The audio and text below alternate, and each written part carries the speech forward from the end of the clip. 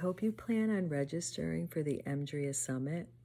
My name is Celia Grand, and I will be presenting Recalibrating Your Brain After a Tragedy on April 19th from 2 to 5:30 p.m.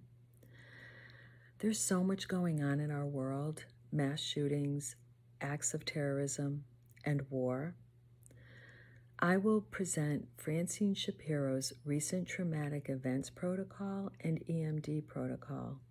I also hope to arm you with some sensory and somatic resources for your Phase 2 preparation and for Phase 7 closure.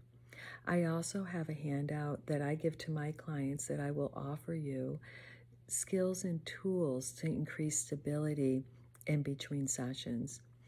And then in Phase 4 desensitization, I hope to offer you a way to manage arousal and keep your client within the window of tolerance.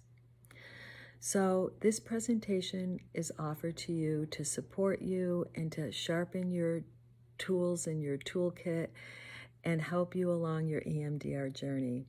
I hope to see you in April at the EMDR Summit.